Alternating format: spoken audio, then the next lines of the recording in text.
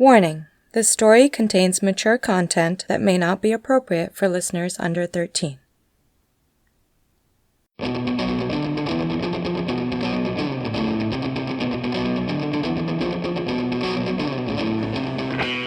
Escape Pod, Episode 813, A Consideration of Trees, by Beth Cato.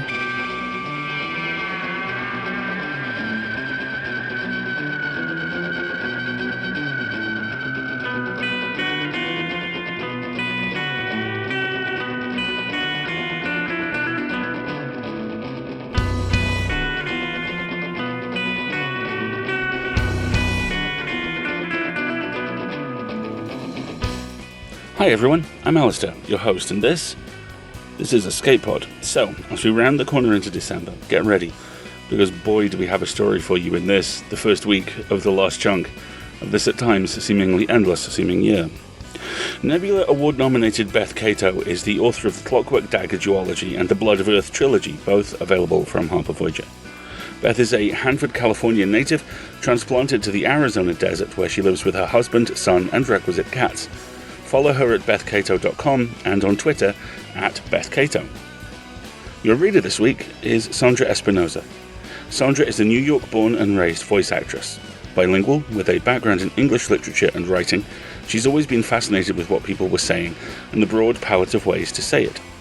After a childhood where video games were banned from the house, she's 180'd so hard that she's finally in them and never leaving.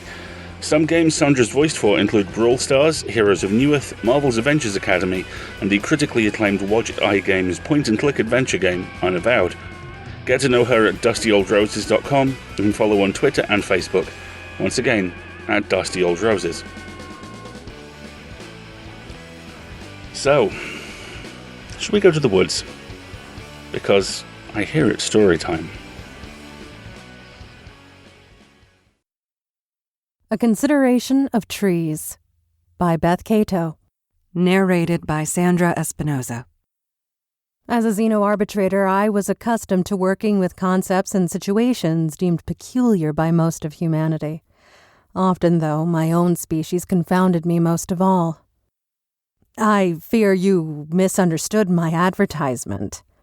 I stood in Mari Kane's minuscule parlor on Bradbury Orbital Station.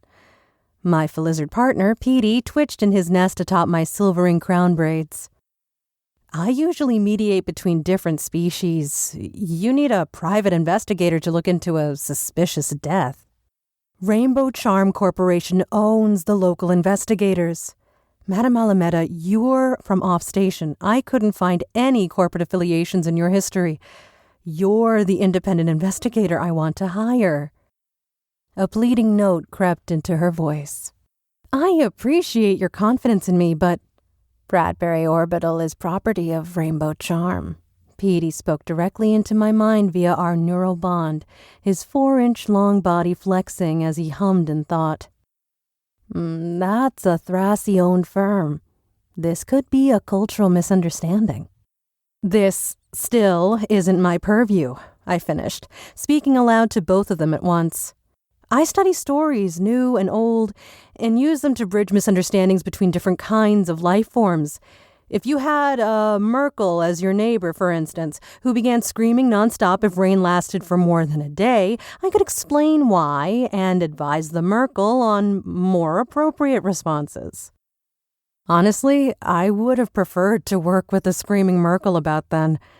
Humans had been decisively immoral in every one of my recent jobs. Cruel to fellow humans and other kinds of life, too. Jaded as I felt, I had to wonder what crime her husband had committed to end up dead. Listen, madam, please. Mari took a deep breath. Cameron was found dead yesterday. I don't know how or where. He wasn't on duty. A station exec delivered the news. His guards handed me Cameron's remains. Her voice cracked as she motioned to a small box. The exec deposited 10,000 credits into my account, saying they'd appreciate my silence or... What? I broke in.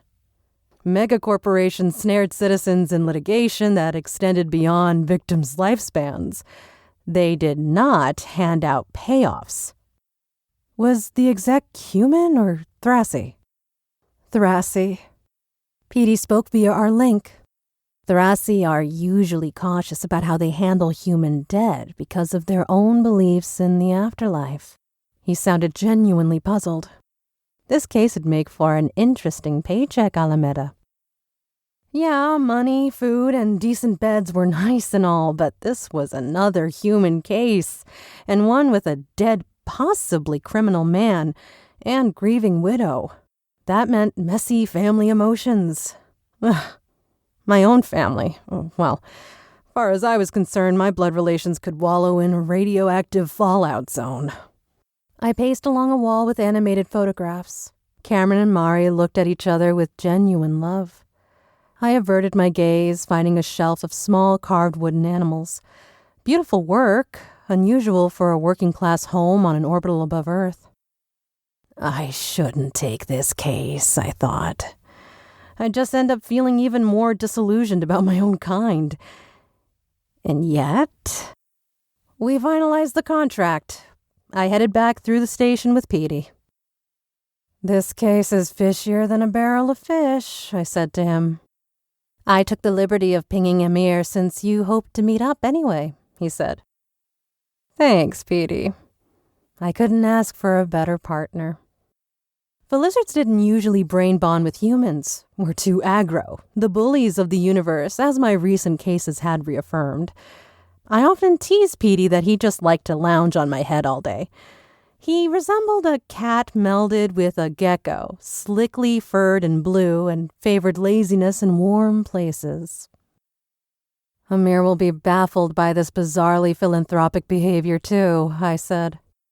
I can guess the corporation's motivation already. Money. A lot more than 10 thou. Well, obviously. The question is, how much more? The likely answer? 1.3 mil credits. If this refuge biopark isn't somehow connected to Cameron's mysterious death, I'll eat a dar egg, I said to Petey. Neither of us had to do a big data dive to find the number. Upon entering Bradbury's central hub, advertisements and newsfeed marquees bombarded my visual overlay. Buzz focused on the station's massive and very expensive new park with salvaged terrain from the warming planet below. Let's assume Cameron is an innocent in all this for now, I said. See if he worked on the park itself, or if co-workers have come down ill. His death spooked the execs for some reason. Could be a slow-acting neurotoxin like that incident at Ron's station. Thanks for going to the worst-case scenario, Petey. That's why I'm here, he said in a chirpy tone. Text bloomed on my overlay. You're back. Good. A fast reply from Amir. I promptly responded. For a few days. Need some help on a case. Meet us? All work and no play, huh? I ignored my twist of yearning. Hoped to meet you anyway. Brought you brioche from that bakery on Hero. I could imagine their whoop of delight. Meet in 15? The usual spot? Hey, you two. Amir established a private channel for the three of us to chat. The soft clink of dishware provided background noise. Most everyone in the coffee shop spoke via mental links. I took the liberty of ordering horchata for you, Alameda. New on the menu. Hope you find it decent. I took a sip. Definitely not like the rice milk of my youth. Better, actually. Everything from my childhood tasted sour in hindsight. And here you are. I set the opaque bread bag before Amir. They caressed it as if calming a scared bird. Who do I need to kill? They asked. A dead body is the dilemma here, I said, and filled them in. I studied Amir as I spoke. They were the rare sort who became a cop because they wanted to help people and had wearily accepted that sometimes breaking the law was the morally right thing to do. That took its toll. They looked more haggard each time we met, but then I probably looked the same. Yeah, that payoff timed with the big opening of the park, something's up. Give me a few to probe the station database. Searches go slow for us peons without a lizard. Amir shot me a fond smile, then gazed off into space with a muffled yawn. You two should meet up later, Petey muttered. No work involved. I confirmed our private channel before I replied. We need more jobs while we're here. We're barely... Yeah, funds are tight, but a day or night to relax won't break us. I say that as your accountant. You say that because you're a meddlesome... Huh. Amir was surprised enough to say that out loud, then switched to our channel. Cameron was found in Northumberland Forest in the new park, dead of natural causes. I motioned impatience. Natural meaning... In archaic terms, dead of old age, complete organ failure, and his appearance. The image that flashed onto my overlay made me gape. The man was recognizable as Cameron. Same dark skin, thick brows, side-parted hair, but aged 100 years rather than 30. Dead of old age, indeed. Our discussion bounced back and forth. Could this be an experimental rejuve gone wrong? No. Such an extreme didn't even make sense. Found in the woods. This sounds so Rip Van Winkle, I muttered. What? Asked Amir, covering another yawn. Is that one of your sorts of stories? By my sorts, they meant tales mystical or supernatural. They didn't know the personal reason why such tales attracted me so, or why I shunned my family back on Earth, or that the two things were linked. Well, yes, it's an old Earth story. A man played a game with spirits in the woods, then fell asleep. When he awakened, 2 decades had passed. He was an old man. But here, virtually no time passed, yet Cameron aged decades. Is Rip Van Winkle based on reality? Petey phrased the question lightly, but he asked for a reason. He knew my full past. Rip Van Winkle was written as fiction, as far as I know. Unlike other tales I'd researched over the years. Could the trees be contaminated somehow? Amir asked, then immediately shook their head. Sorry, stupid question. Fouled up as Earth is, everything gets scanned in detail. This reminds me of another story. I paused. Yes, go ahead and groan, both of you. Another fiction piece, but from the cusp of the 20th century, called War of the Worlds.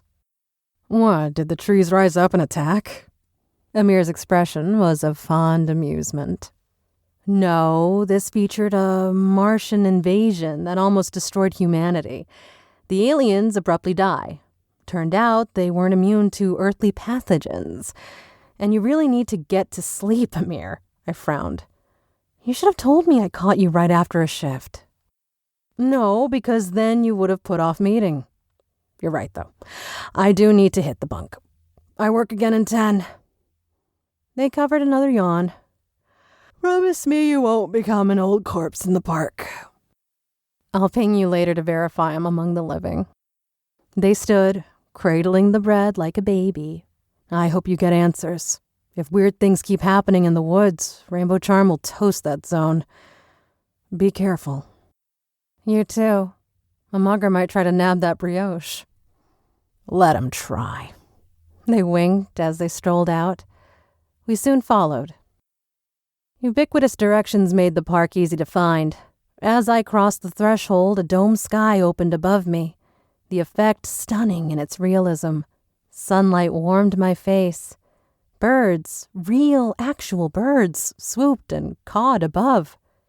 Text bloomed on my overlay to identify creatures and plants within a limited range. Wow. Petey's voice was small in awe. This is like Earth, huh? Parts of it, yeah. I took in a deep breath. This didn't remotely resemble the high-elevation scrubby desert of my Santa Fe childhood, but it still felt and smelled like earth, like home. We crossed a Northumberland moorland, forest visible ahead. A cluster of obvious tourists directed bot cameras closer to blooming heather. 2 women with infants in hovers ambled by, followed by a thrashy jogger. A strange pall fell over me as we entered the woods, the shadows deep and mustiness real. This place embodied ancientness. Despite the well-beaten dirt path, I suddenly felt 200 miles from civilization. Amir's info had included where the body was found.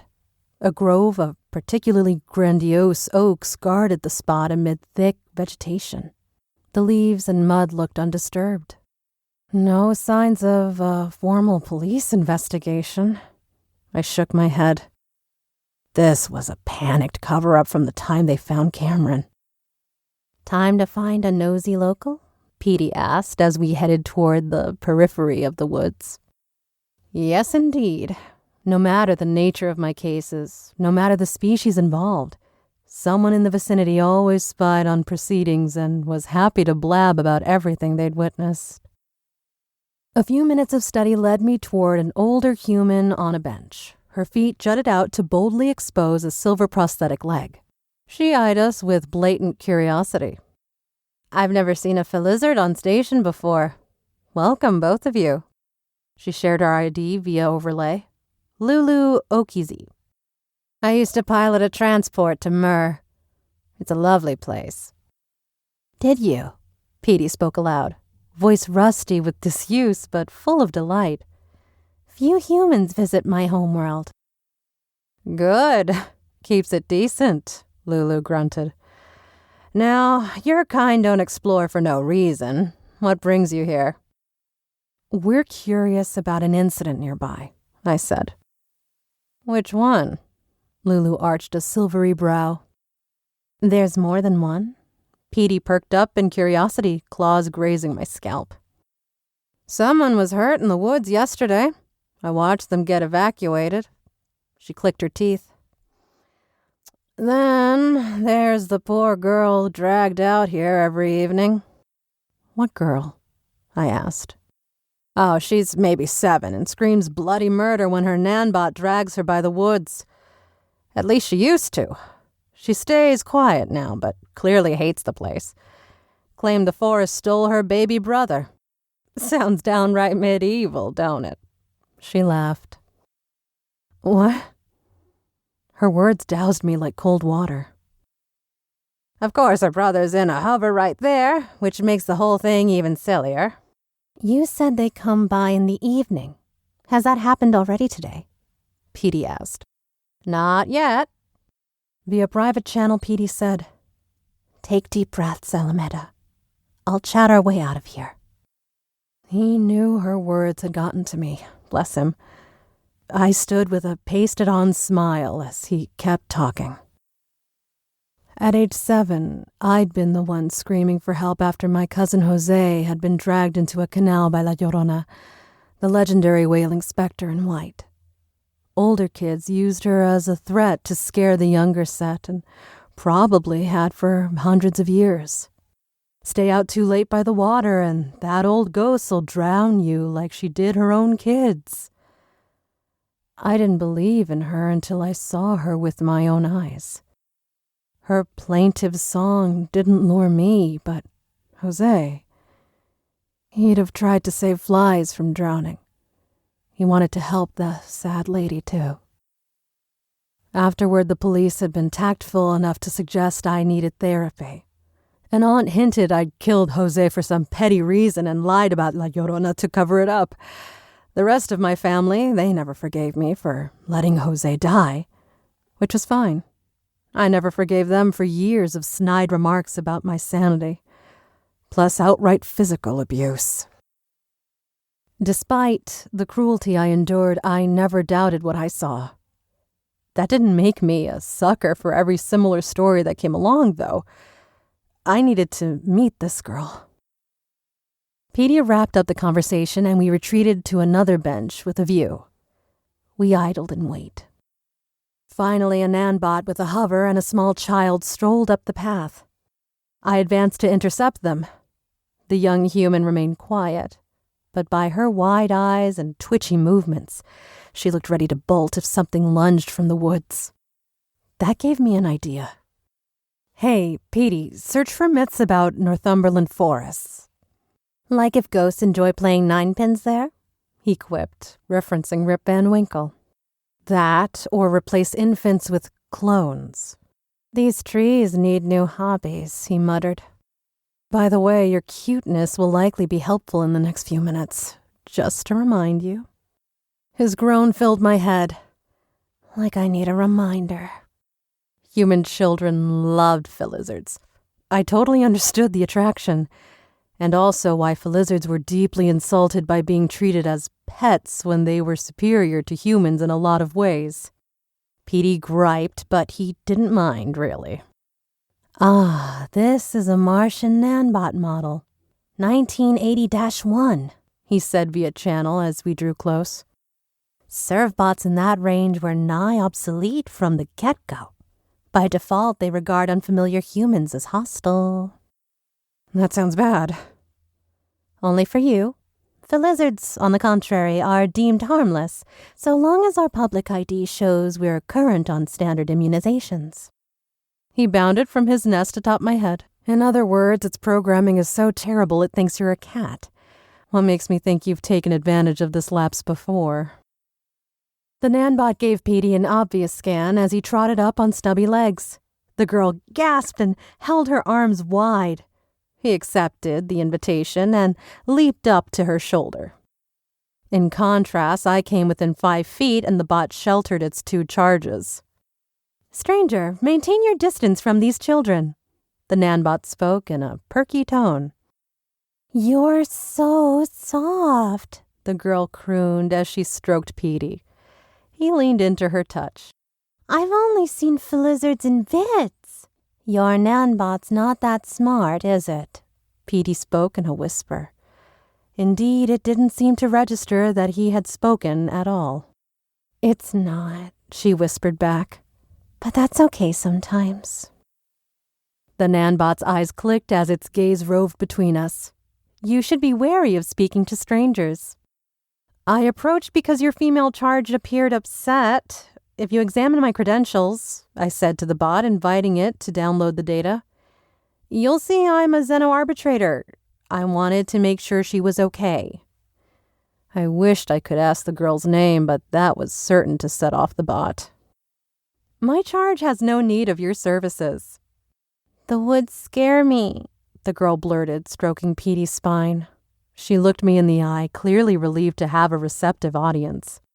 "I believed that I saw things there, and that they followed us home and stole my real brother away, even though cameras all around didn't see a thing." She knew to word things in the past tense to avoid triggering her Nanbot. Cameras hadn't captured La Llorona either. That was a theme across human cultures and alien cultures too. Children able to see what adults, for all their presumed wisdom, cannot. "This matter has been discussed and resolved," chided the bot. "Human children sometimes suffer such delusions. She has adapted." "What's in the hover, then?" I asked the girl. "Feel no obligations to answer questions from a stranger," the bot said.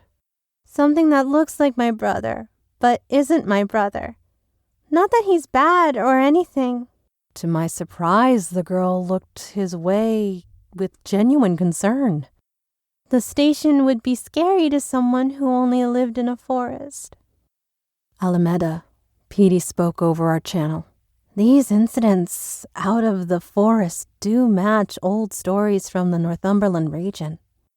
He fed me keywords, and I recalled stories I hadn't read in decades about fairies, changelings, and other realms where a person could live out decades and return to find no time had passed, or be away for minutes and discover that decades or centuries had slipped away, likely antecedent tales of the fictional Rip Van Winkle. "Did you see these kidnappers from the woods?" I asked aloud. "I thought I did." She had a shrewd glint to her eye. I hid a smile. This girl needed help, yes, but she didn't need to be saved. Floating lights and shadowy things with antlers. Fairies. Ancient beings of Earth, here on Bradbury Orbital. I had solved my mysterious death case, with an answer no other human here would believe, least of all the grieving widow. But now there was an extra complication, the changeling children. I couldn't save Cameron. I hadn't been able to save my cousin Jose. But these swapped children, maybe this could be made right. But how? As a kid, as a disbelieved survivor, my rage had burned long and fierce. One of my big regrets was that I didn't fight to save my cousin. That I could have saved him, saved my place within my family. I wasted a lot of years craving to belong with them again, even as they treated me like dirt. I clenched my fist. I looked at the girl, at the hover with a different child, at the woods. I let my hands go slack. The circumstances between my childhood loss and the losses on Bradbury were not the same. La Llorona was a cruel ghost repeating her sins from life. Fairies were mischievous and cruel, yes, but I could reason with them, couldn't I? They were like a native yet alien species. I could have laughed. This case was in my job's purview after all. The dome above softened to pink and golds as Artificial Soul neared its end. I'm going to go into the woods to talk to these creatures. My friend will stay with you, I said to the girl. Her eyes widened in alarm. Petey emitted a squeak of surprise.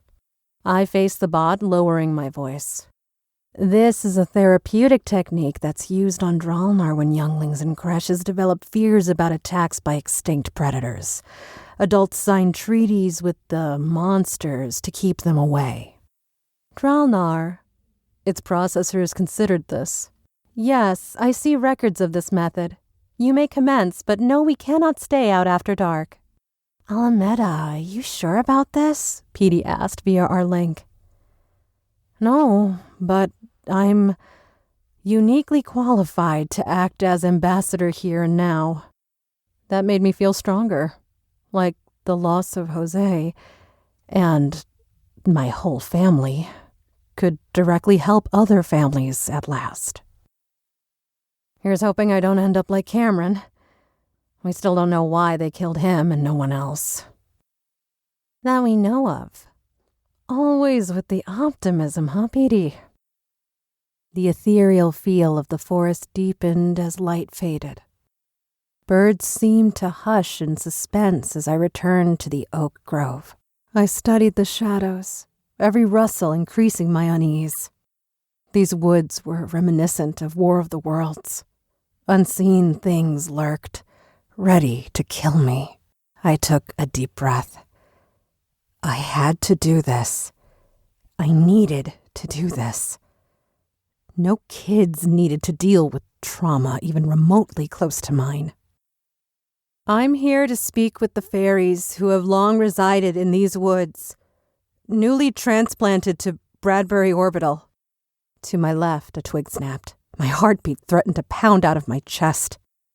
According to stories, you've aggressively toyed with humans for centuries. You cannot continue that here. Most people don't believe in you anymore.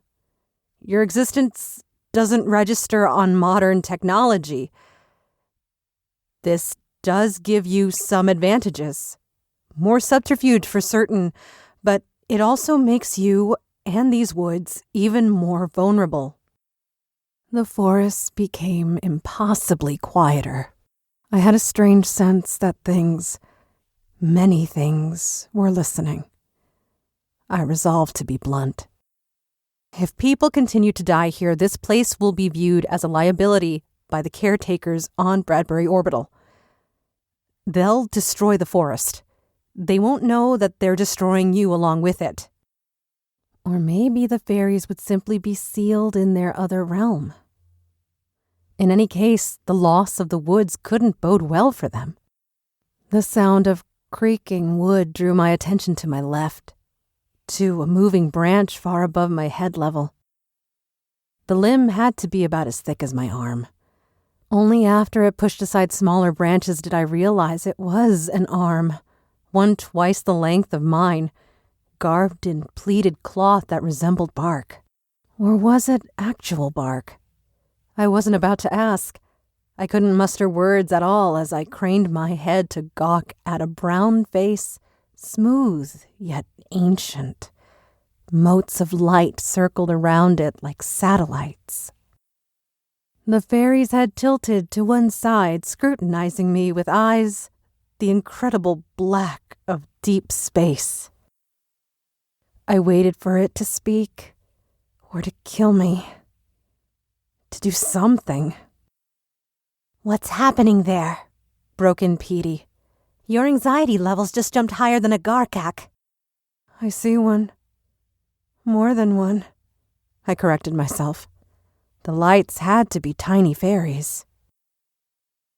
I breathed deeply to center myself. I'd met plenty of other ancient beings in my travels. I couldn't let this confrontation intimidate me simply because these extraordinary beings were from Earth, like La Llorona.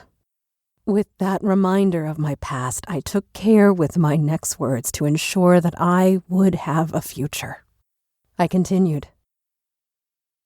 Human ignorance has caused too many species to go extinct. I don't want you to be among them, even if you're bringing this danger on yourselves. My tone harshened. You cannot age people to death or otherwise kill them. You cannot continue to steal children, human or otherwise. If you want to survive and thrive, you may eventually want to make yourself known to others on station. Trust me, I know humans are a pain. I grimaced. But making alliances, and eventually friendships, will be mutually beneficial.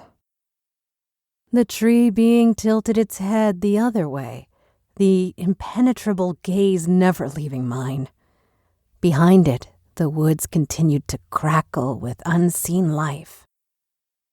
Alameda, one extra note, Petey whispered in my mind. You're being very helpful, but fairies don't like debts. Okay, I could work with that. If you find my words useful, in exchange, I ask that you replace the changeling children.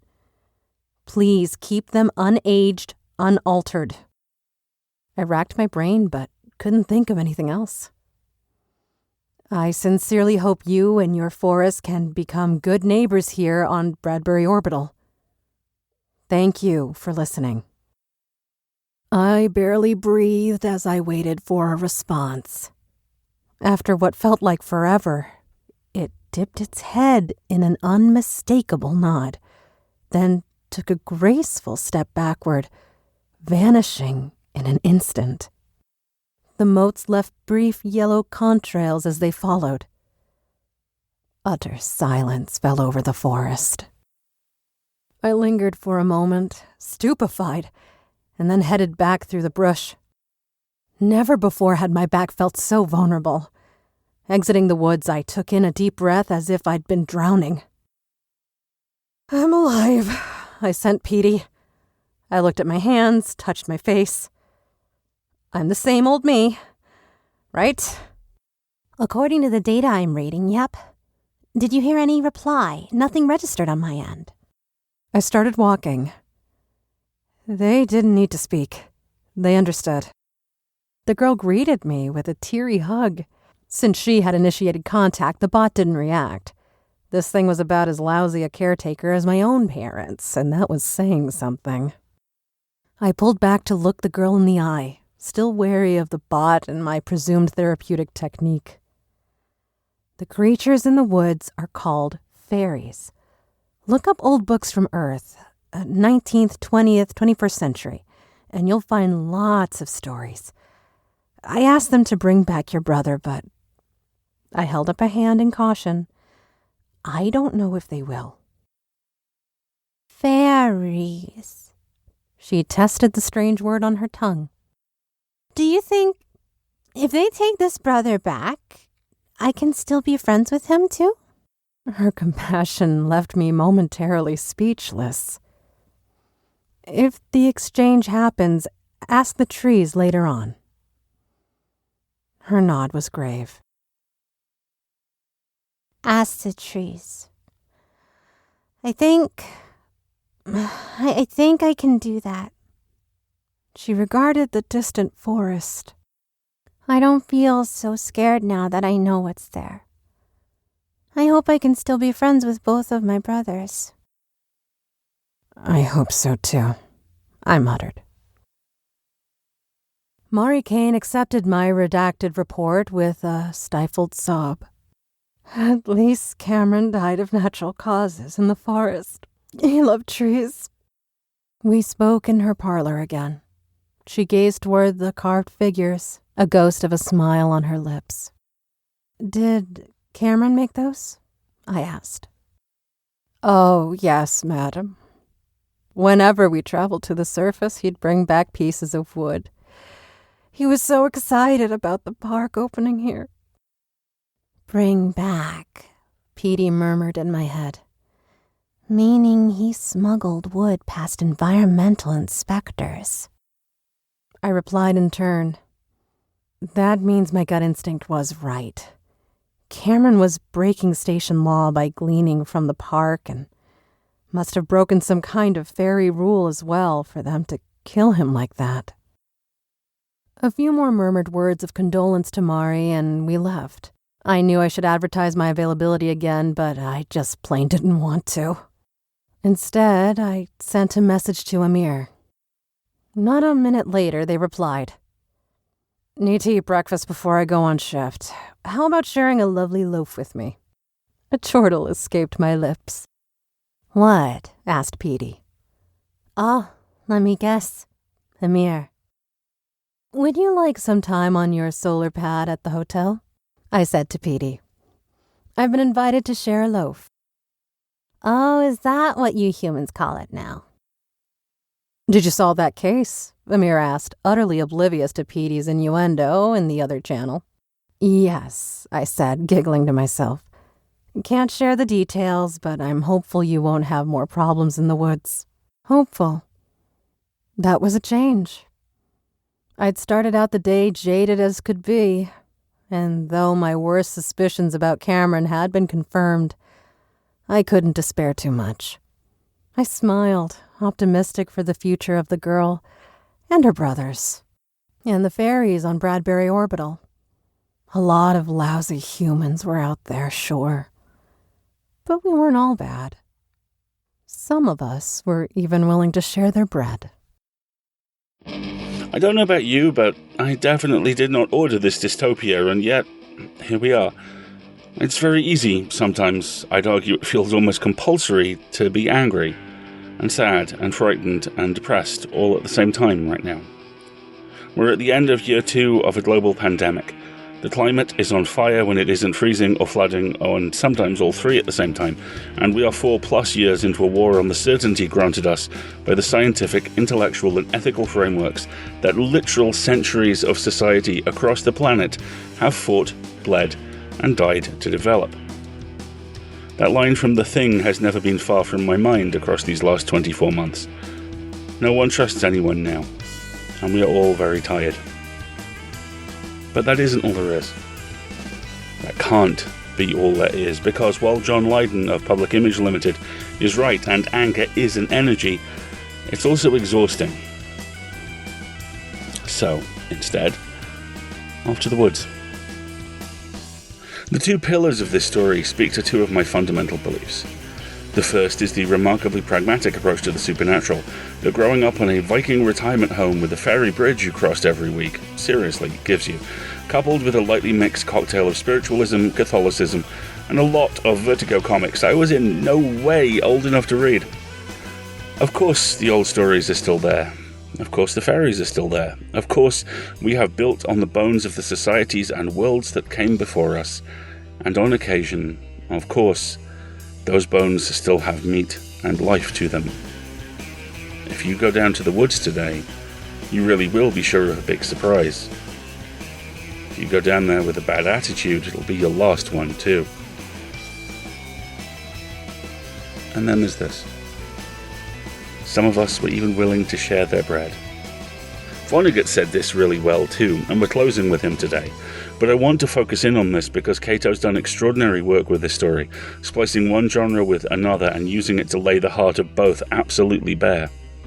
No one gets to the final frontier alone.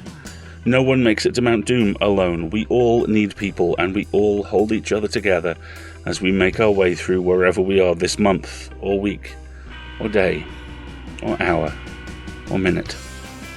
Sometimes kindness is cooking for someone, or making sure they're hydrated. Sometimes it's a gift, or a smile, or a nod. Sometimes it's just being there, and sometimes it's knowing not to be. Sometimes it's wearing a mask. Kindness is the benevolent conspiracy we should all recruit ourselves to. Kindness isn't everything, but kindness powers everything. And the way No Problem is solved alone here speaks to that, and speaks directly to me. This helped. And this was fun. Excellent work, all. And thank you. And now, in a segue Adam Ragusea would be proud of, it's my turn to speak directly to you. We rely on you entirely to pay our costs. Our donors pay for stories, staff, tech, hosting, you name it, and they always rise to the occasion. Thanks to Patreon and PayPal, they also get some pretty great perks too, including a gallery of donor-exclusive audio, a gallery that I might and will, and am about to, add, frequently gets 1 or 2 new rooms added to it. We always need more donors, and we would love it, especially at this time of year, if you could become one. Especially as we are now paying associate editors who are slush readers and the first line of contact for every magazine and author. Literally, all of them. Pretty much everywhere. They are the unsung heroes of the industry, and it was past time we sung them, so here we are. We're currently paying all 4 shows associate editors at a reduced rate because we aren't quite at the target donation yet, but it was time to get this done. So we still need your help, especially as in addition, as I say, you pay for literally everything else.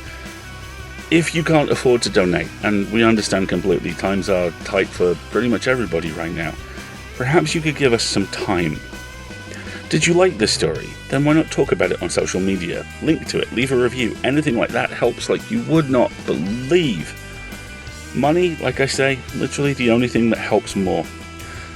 For that, you can subscribe through PayPal or Patreon for as little as $5 a month. There's that exclusive audio vault I mentioned earlier. And if you have Twitch, with 5 minutes you can support us with $5 a month there for free. Now it's a bit of a faff, but don't worry, we've built a walkthrough for you. It's at escapeartists.net/Twitch. Anything you can do, whether it's time or money, will help. I promise. And anything you can do will be very gratefully received. So, if you can, do please give us a hand. And thank you. Massive thanks to Beth Cato, Sandra Espinosa, the mighty Adam Pracht on audio production, our intrepid editorial and associate editorial team, and of course you. Thanks for having me aboard. Thanks for listening. Next week we are back with Oddments, Pasha's Auto Diary of 7th March 2032. That's by Christopher W. Neusel. You'll be hosted by Tina. Audio production will again be by Adam, and the narration will be by Tatiana Gray. And I'll be back, just like Arnold, but with cookies, not cybernetic temporal future horror, or arguably worse, several disappointing sequels and one last, just fiercely good one for the final story of the year. We leave you with 2 thoughts. The first is that this, as it was and ever will be, and I'm going very Walter Cronkite here for a moment, as it ever will be, is a production of Escape Artists Incorporated and released under a Creative Commons Attribution Non-Commercial No Derivatives license. And we'll be back next week, like I say. But before then, some words of wisdom from Mr. Kurt Vonnegut. Hello, babies. Welcome to Earth. It's hot in the summer and cold in the winter. It's round and wet and crowded. On the outside, babies, you've got 100 years here. There's only one rule that I know of, babies. God damn it, you've got to be kind. Until next week, folks. Have fun.